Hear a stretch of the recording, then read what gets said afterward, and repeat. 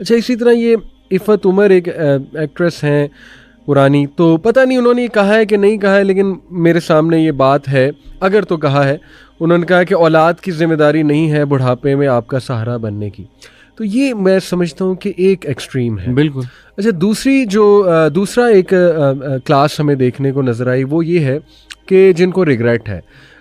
मैंने अक्सर जिक्र किया अपने पॉडकास्ट में, टॉक्स में, कि वन ऑफ द क्वेश्चन जो मुझे वहाँ पूछा गया जब मैं यूके के टूर पे था, तो one of the common question जो बहुत ज़्यादा लोगों ने पूछा वो ये रिग्रेट था कि हम यहाँ पे आए हुए हैं, अकेले बेटे हैं, अम्मी अबू अकेले होते हैं पीछे से, तो हमें रिग्रेट तो होता है।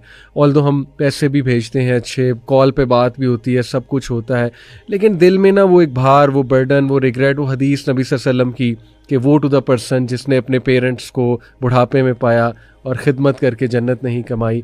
तो ये चीज़ उनका एक सवाल था। इसी तरह कुछ के रिग्रेट्स थे कि मेरे वालिद फौत हो गए, ऑल्दो मैंने अच्छा उनके साथ सलूक किया, पैसे भी भेजे, लेकिन वो रिग्रेट है कि मैंने उनके साथ बुढ़ापे में टाइम स्पेंड नहीं किया, या मैं लेट पहुंचा जनाजे पे, ठीक है ना। तो एक ये टाइप जो है क्लास है जो कहते हैं कि यार ये बात गलत है, लेकिन हमारी कुछ मजबूरियां हैं। तो अली भाई, ये जो सेकंड टाइप है, पहली तो चलें वो उसको तो हम बाद में डिस्कस करते हैं, लेकिन सेकंड टाइप है, what do you have to say to them जिनके रिग्रेट्स होते हैं? अली भाई, इसमें अगर किसी बंदे का एक रिग्रेट है, पहले तो उसको फिर अपने उन डिसीजंस को रिकन्सिडर ज़रूर करना चाहिए कि अगर एक चीज़ आपको ज़िंदगी के अंदर ही रिग्रेट दे रही है तो अपने डिसीजंस को आप एक बार रिकन्सिडर ज़रूर करें, क्योंकि रिग्रेट का एक फॉर श्योर मतलब है कि आपके दिल के अंदर एक बेचैनी क्रिएट होगी, और वो बेचैनी आपको कहीं ना कहीं सुकून नहीं हासिल करने देगी। हदीस में ना जो चीज़ दिल में खटकने हाँ जी, मा हाका फी सदरिका व करहता, जो चीज़ आपके दिल के अंदर खटके, अल्लाह के रसूल सल्लल्लाहु अलैहि वसल्लम ने फरमाया कि यानी बुराई की एक निशानी इंसान को ये है कि जो इंसान के दिल में चीज़ खटके। अगर हम पेरेंट्स की वैसे ही बात करते हैं तो अल्लाह ताला अगर एक ही आयत के अंदर उनके कुछ हकूक़, दो आयत में अल्लाह ताला जो सूरह रात के अंदर, सूरह बनी इसराइल के अंदर अल्लाह ताला बयान फरमाते हैं, अल्लाह ताला ने वालिदैन के साथ नंबर 1 लेवल पे जो बिहेवियर हमें जिसका हुक्म दिया, अल्लाह ताला फरमाते हैं कि वह बिल वालिदैनी एहसाना। आप किसी भी इंसान के साथ 3 लेवल से भी बिहेव कर सकते हैं। नंबर 1, या तो आप उसके साथ जुल्म करें, नंबर 2, या तो आप उसके साथ अदल कर दें, नंबर 3, या तो आप उसके साथ एहसान करें। एहसान का क्या मतलब है? You go out of the वे, यानी फॉर एग्जाम्पल एक बंदे ने किसी को हिट किया, वो उसके बदले में उसको हिट करता है तो ये अदल है, और अगर कोई इसको हिट करता है उसको माफ़ कर देता है, वो इसके साथ एहसान कर रहा है। तो अल्लाह ताला ने पेरेंट्स के लिए कुरान में जब भी इस तरह की टर्म्स इस्तेमाल किए, अल्लाह ताला ने एहसान ही का लफ्ज़ इस्तेमाल एक्स्ट्रा जाओ उनके लिए, यानी you have to go out of the way. आप पेरेंट्स को एज अ कंपेटिटर नहीं देख सकते। सो आपने पेरेंट्स के साथ वबिल वालिदैनी एहसाना, आपने out of the box, out of the वे आपने जाना है उनके साथ, नंबर 1। नंबर 2, फिर अगर आप पेरेंट्स के हुकूक़ की भी बात करते हैं तो अल्लाह ताला ने अगली बात कही कि वला तकुल्लहुमा उफ़, और उनसे उफ़ तक ना कहो। उफ़ हम तो एक ज़बान के अंदर एक लफ्ज़ अदा कर देते हैं ना, अल्लाह ताला ये जो उफ़ का यहाँ पे लफ्ज़ इस्तेमाल कर रहे हैं, आप अगर तफासीर खोलते हैं तो उलमा कहते हैं it is the slightest basically way of showing annoyance.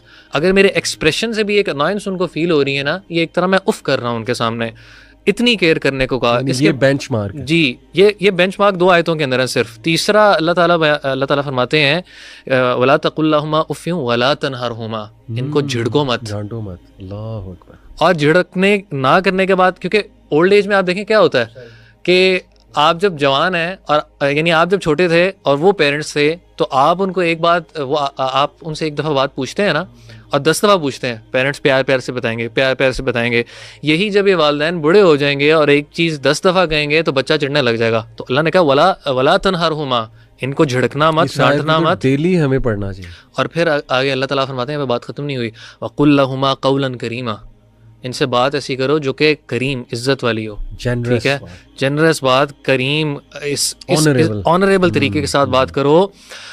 और यहाँ पे भी फिर बात नहीं खत्म हुई, यानी यहाँ तक भी हक नहीं अदा किए, वक़ुर रब्बिरहमुहुमा कमा रब्बयानी सगीरा, अल्लाह ने फिर हुक्म दे दिया अब इनके लिए अब दुआ भी करनी है। तो अगर आप पेरेंट्स के राइट्स निकालने लग जाएं तो सुभान अल्लाह, कोई बात ख़त्म ही नहीं होती। तो फिर आपने वो हदीस का भी जिक्र किया कि उस बंदे के लिए एक तरह की बदबख्ती है जिसको माँ बाप या कोई बुढ़ापे में कोई एक भी मिला और उसकी खिदमत करके वो जन्नत हासिल ना कर सका, तो ऐसे बंदे के लिए तो बहुत बड़ी यानी एक लॉस है। तो मेरे ख्याल से वो एक जो मेंटालिटी है ना, कि मैंने, जिसका ताल्लुक इंडिविजुअलिज्म ही के साथ है कि मैंने प्रोग्रेस करना है, और शायद ये पेरेंट्स, क्योंकि मेरे पास टाइम नहीं है, फलां चीज़ें हैं जिसकी वजह से मेरे उस प्रोग्रेस में शायद हिंड्रेंस बन जाएंगी। इस्लाम ने कभी इंडिविजुअलिज्म को प्रमोट नहीं किया।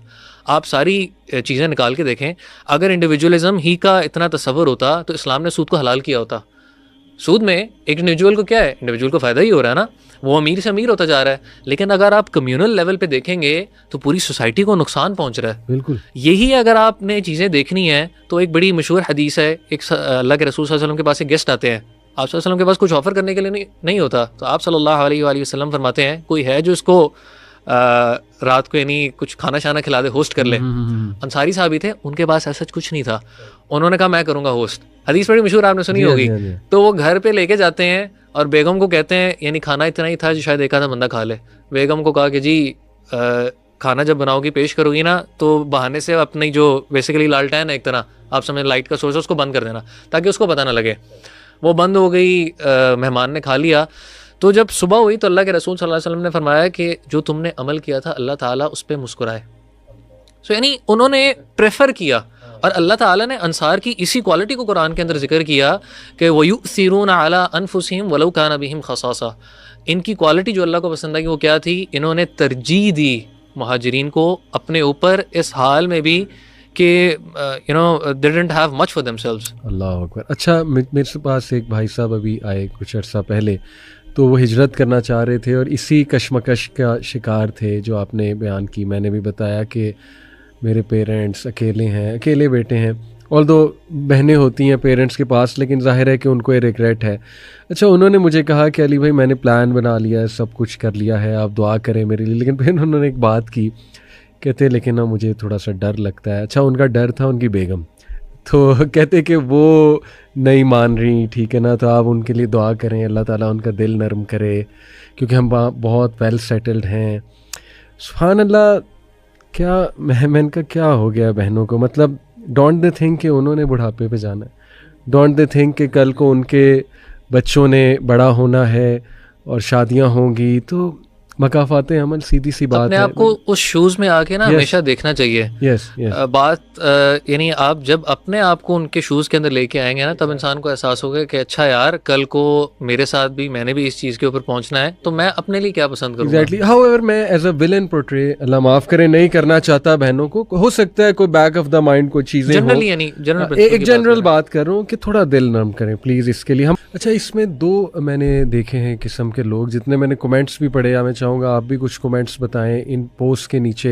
जैसे स्पेशली जो सीनियर एक्ट्रेस फौत हो गई, उनके भी मैंने उस न्यूज़ के नीचे कुछ कमेंट्स पढ़े लोगों के। अच्छा, मुझे दो तरह की जहनीत के लोग जो है वो दिखे। एक वो जहनीत पाई जाती है, अभी हम सिर्फ पेरेंट्स की बात कर रहे हैं, कि जो इस बात के 100% कायल हैं, कन्विंस्ड हो चुके हैं कि जो वेस्टर्न मॉडल है इंडिविजुअलिज्म, जो एक इंडिविजुअलिस्टिक सोसाइटी है, उसमें बड़ा कॉमन है। मैं भी यूके गया तो मेरे ब्रदर इन लॉ जिस स्ट्रीट में रह रहे हैं, उनके साथ वाले घर में जो है वो 80+ एक बूढ़ी औरत रह रही थी। तो ब्रदर इन लॉ ने भी मुझे बताया, मैंने भी थोड़ा क्यूरियोसिटी शो की, ये अकेली रहती है। तो उसने कहा ये तो बड़ा कॉमन है यहाँ पे, कुत्ता रखा हुआ है ज़ाहिर है। तो मैंने कहा कि इनके खामद, उनका उसकी डेथ हो गई थी कुछ अर्सा पहले। तो मैंने कहा व्हाट अबाउट इनके जो बच्चे हैं। तो उसने मुझे बताया, मेरे ब्रदर इन लॉ ने, कि वो महीने बाद इनकी बेटी आती हैं, वो एक राउंड लगा जाती हैं, फिर इसी तरह बेटा 2-3 महीने के बाद आता है। तो ये एक तो देखिए वो लोग हैं जो हमारे, इवन हमारे ही लोग, पाकिस्तानी लोग, हमारे मुसलमान लोग और ग्लोबली भी, जो इस बात के 100% कायल हैं कि ये मॉडल ठीक है। भाई देखो, पेरेंट्स ओल्ड हो गए हैं, let them take care of them selves, कुत्ता रख लें, ठीक है ना, मेड रख लें, कोई ओल्ड एज होम में चले जाएं, वहाँ बल्कि ज़्यादा दिल बहल जाएगा, सेम एज ग्रुप के लोग होंगे, और अगर हमें बहुत ज़्यादा उनके साथ रहना है तो हमारा बड़ा टाइम ज़ाया होगा। ये बाकायदा पूरी एक मेंटालिटी, एक स्कूल ऑफ थॉट है, ठीक है। तो वो ये कहते हैं कि ये चीज़ ठीक है, और इसको एक्सेप्ट करते हुए ऐसे कमेंट्स मैंने देखे, आप भी बताइएगा कि देखिए हाँ, अगर वो अकेली रह रही थी, इसमें क्या इतनी कोई बड़ी बात है। कई लोग, कई बच्चे चले जाते हैं बाहर, सेटल हो जाते हैं जाके, तो ठीक है, चिल्ड्रन का राइट है बाहर जाके सेटल हो जाएं, अपनी लाइफ ऐसे ही है ये। तो बल्कि आप बताइए कुछ। अली भाई, ये कमेंट जो था इस तरह का, it's understandable that the children are settled abroad, we are nobody to जज। since I have seen many parents, they don't want to leave the country house or to move abroad with kids. However, the question is that nobody was bothered for 7 days. They were not in contact with her. That's negligence. ठीक है. ये चीज़ अब ये वाली part कि ये यहाँ पे ये बात है कि इट्स ओके, कोई ऐसा मसला नहीं है. हाँ, ये बात मायूब है कि इतना अर्सा बात नहीं की, इन कांटेक्ट रहना चाहिए.